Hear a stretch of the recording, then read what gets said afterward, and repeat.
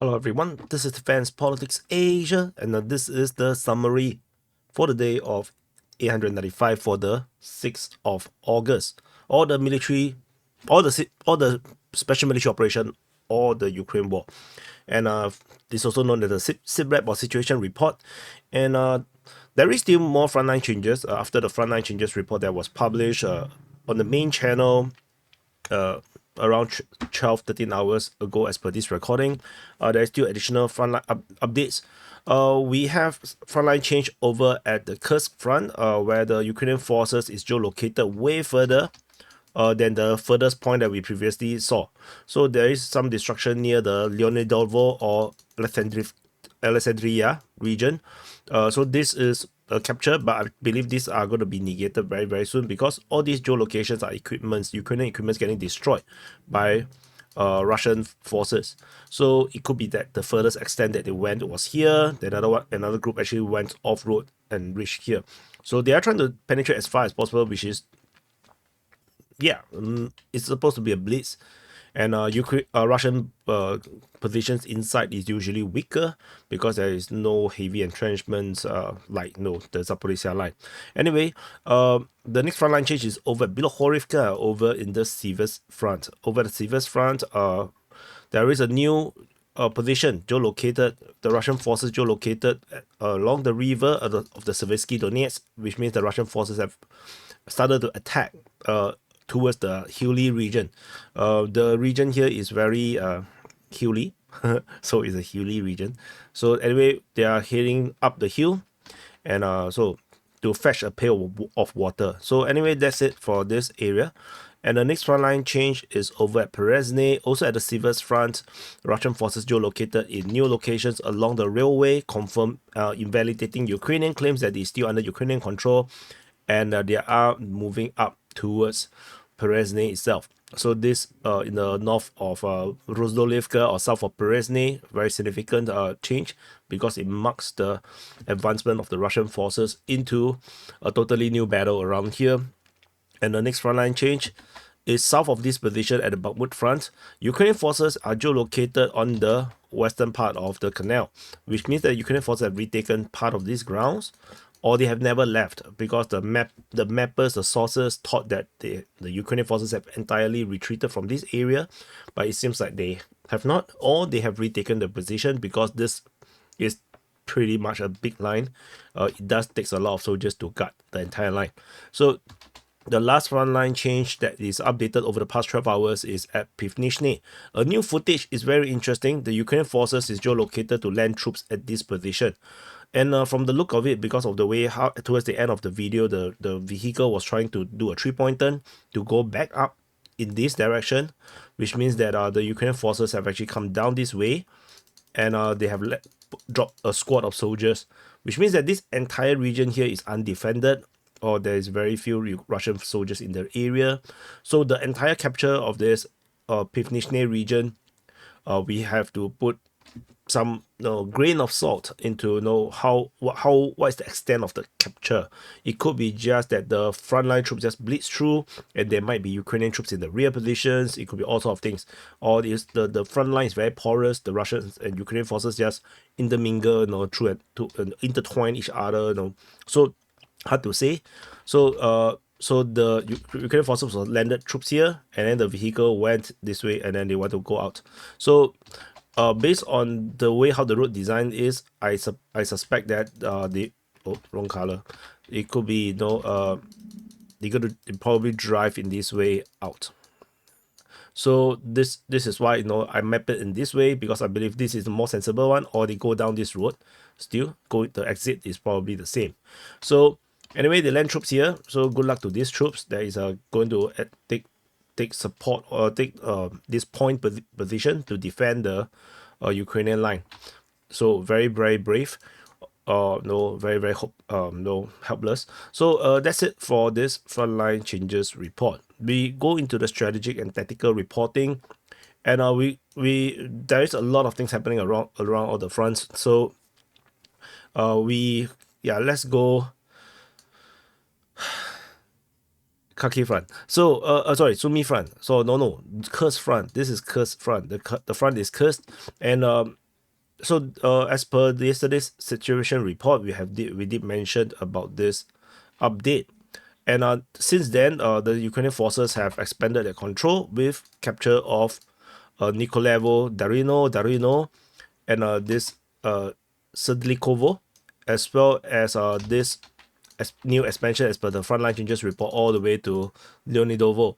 So the Russian, this is based on Russian mapping and this is based on geolocation. So the the Ukrainian forces basically have went a long way into Russian border. The furthest position from the border is around 10 kilometers. So this is a huge capture by the Ukrainian forces. Holding the line would be important because this is the beginning of the offensive. So the lines may be very soft. So don't assume that this is a firm capture yet, because the Ukrainian forces will have to hold positions. And another one moving toward Zuka or Sudza. There is complication regarding whether they have captured Gogolevka and Rubanshina. So anyway, we're not sure if they have captured this. They went down the highway and then they got engaged at the entrance of the small city. So capturing of the border crossing is definite. So generally the Ukrainian forces launch an attack in various directions. The main breakthrough is actually in the north. This northern breakthrough is the main breakthrough where the Russians are unprepared for them. The attack towards Suzia basically broke down. There is also fighting reported at Leshki and towards Godievka. So this one over here, these two are protecting the flanks, I would say. Engaging the Russian troops to ensure that they cannot react to these incursions, and so they can overwhelm the Russian forces over the border region and do this breakthrough. So this is currently happening.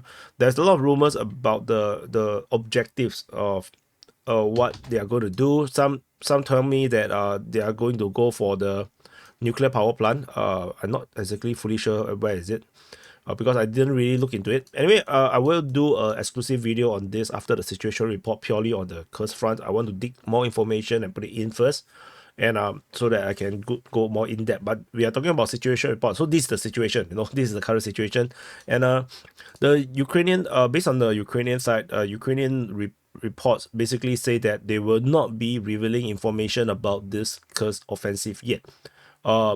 Because they want to protect the safety of the Ukrainian forces, so they will not be updating the events. And they will be keeping in touch with some of the units and try to provide as accurate and honest information as possible, which I trust the Deep State UAA guys to do it. So, kudos to them. The Russian Defense Ministry in their afternoon report mentioned they struck Ukrainian reserve positions. So there is a few positions. These are the few locations around that they allegedly struck Ukrainian reserve position. Sorry, these few places. So it might seem that the Ukrainians still have a lot of forces. There is a first reserve force and probably a second reserve force. So this offensive, the Ukrainians looks like they are going to take it very seriously, and they're going to pump in more troops and to secure this front line.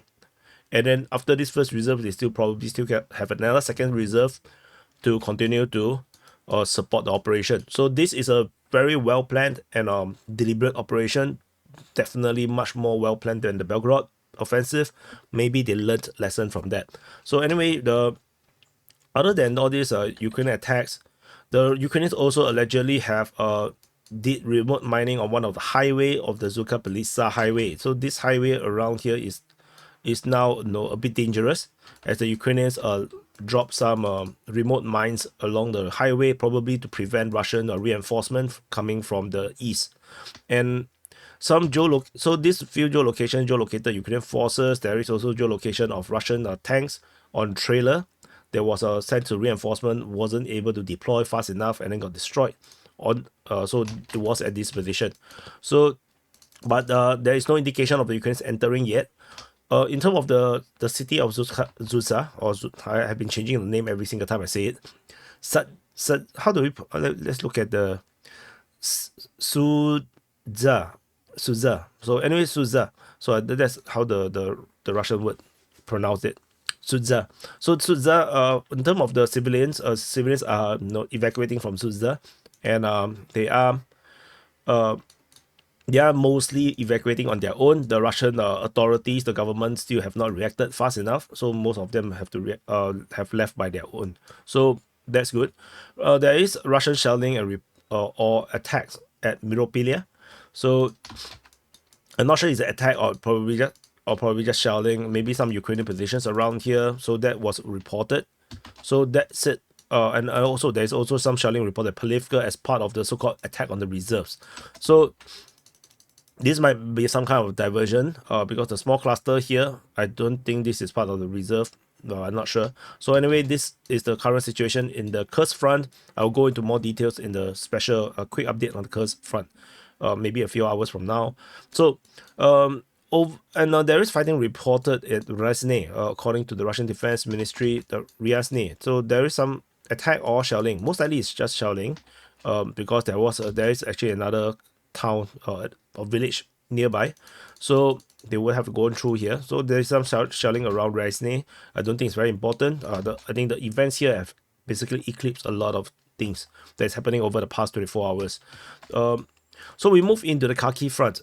Now the Kharkiv front is like a poor cousin. Now nobody give a damn about them anymore because the Kursk front is more exciting. Anyway, Russian forces are still attacking at Klipoke and Lipsy. And there's fighting report at Voschansk, at Taike, and Volchansky Kotori. So basically, this is a strategic situation right now. There's not much update regarding except that over at Klipoke, Ukrainian mapping have acknowledged that the Russian forces have basically retaken Klipoke, largely, basically almost entirely. So the counterattack on Klipoke probably did its purpose. Maybe this is a good distraction against the Russians, so that they can have time to prepare for this Kursk offensive, or it could be just they gave up. So whatever it is, this is currently what happens here. Now, otherwise, there's no updates regarding the Battle of Voschansk, Taike, or the Volchansky Kotori region. There is not much real major updates. We move into the Kupiansk front. At the Kupiansk front, Russian forces continue to attack at Sinkivka. This time around, on the southern flank, we have more updates. There is fighting reported at Tabaivka, towards Novo-Osinove, towards Khlushkivka, and towards Kolynivkivka. So anyway, this continues to be the case, with the Russian forces probably already secured more of Pishani, I would imagine, to launch this attack in these three different directions.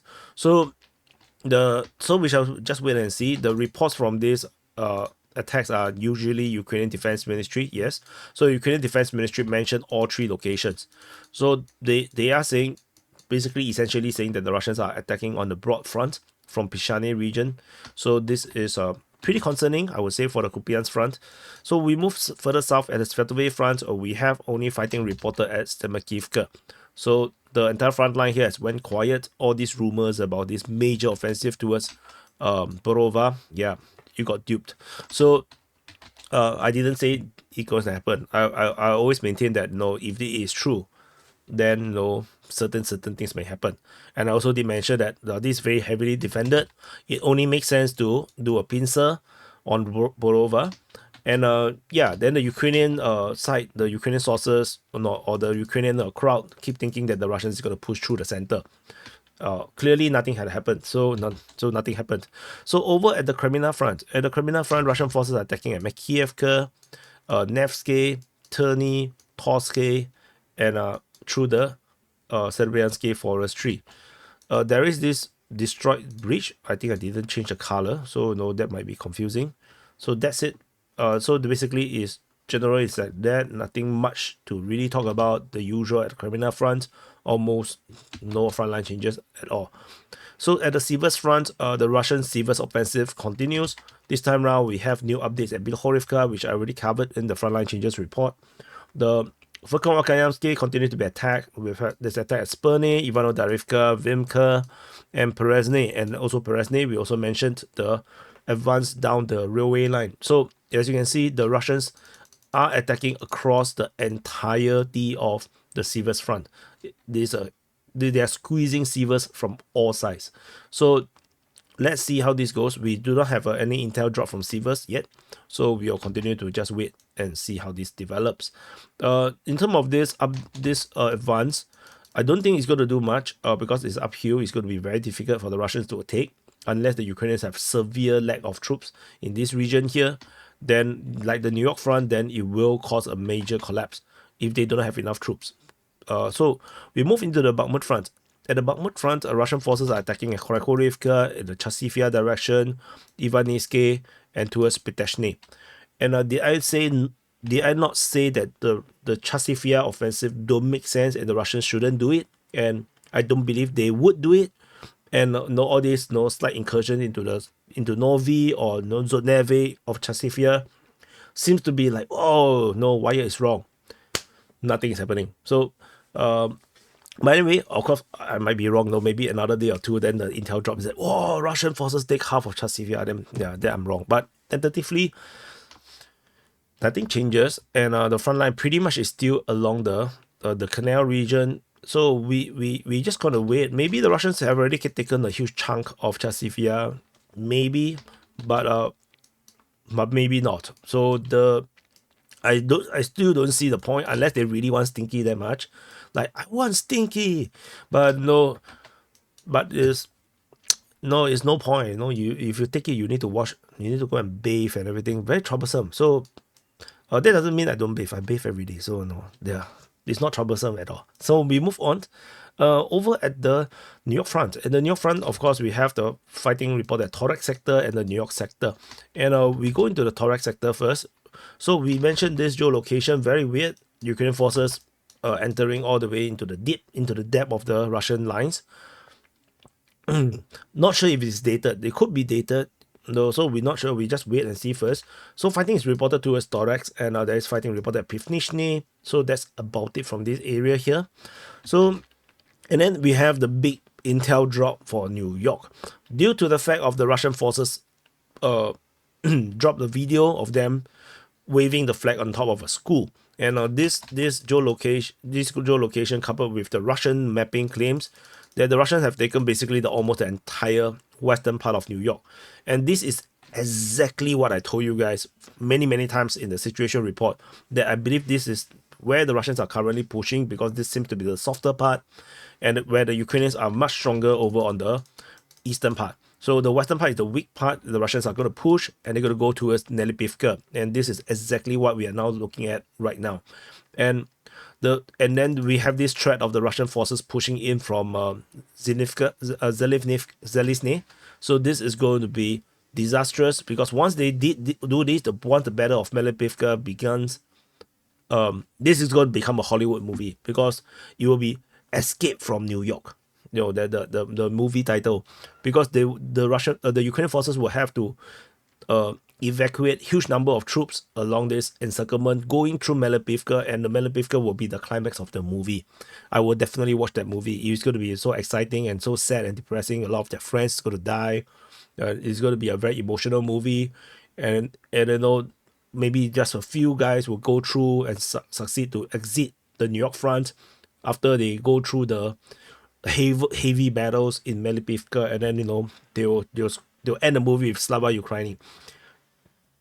I should be a movie director. So anyway, but this is actually looking at exactly what's happening right now. So the Ukrainian forces have a huge number of forces and the defenders in this region here. So if these Russian forces continue to push towards Melipivka and down the road, this choke point is going to be disastrous for the Ukrainian forces to go through. And like I said, this is going to be a Hollywood ending for this area here. So, which is why Kursk offensive comes at a very good time. It's not that cursed in terms of the timing, because it will definitely obscure this massive loss of New York front if it happens. And if the New York front collapse, we're going to have to find a new name for this front line very soon. okay, maybe Konstantinivka is still very far. So we're still going to call it the New York front for some time, I guess, until the Russian lines go into somewhere around here. Then we will change name to Konstantinivka front. But anyway, this is massive. Now the front line between the closest point mapped by the Russian side to the Zelizny is 4 kilometers. It's only 4 kilometers. So this is yeah, this 4 kilometers gap, most of it cannot be moved through. So it is very, very scary time. So at other than the fighting, of course, in the New York front, within the Battle of New York, there is fighting reported towards Pelemenivka. But there's nothing much about this. So we move on to the northern flank of the Adiyevka front. Let me see how okay, that is. So Russian forces continue to harass Ukrainian forces at Kalinove. They are attacking at Novo-Alexandrivka and Vodizenka. It looks like this entire northern side is just either the Ukrainians are putting a very, very strong defense, or the Russians are just just pinning the Ukrainian forces in place. So Russian forces are attacking at Ivanivka, which I will cover a bit more, and at Versailles, which probably we might cover in the Pokrov sector. So that's all from this area. In the Pokrov direction, in the Pokrov sector of the Adiyevka front, Russian forces are attacking at Ivanivka, as mentioned earlier, at Versailles, towards Khorodivka, at Zaliny, towards Novo-Zaliny, towards Komishivka and Medzove. So the Russians are, you can see this, they are pushing south, particularly in this direction. They are now pushing in the southerly direction. So it looks like this area here is a pinning. There is not much movement around here. It looks like the focus is now southward. And they are not going for Khorodivka yet because this is a major urban battle. I think they are not ready for that.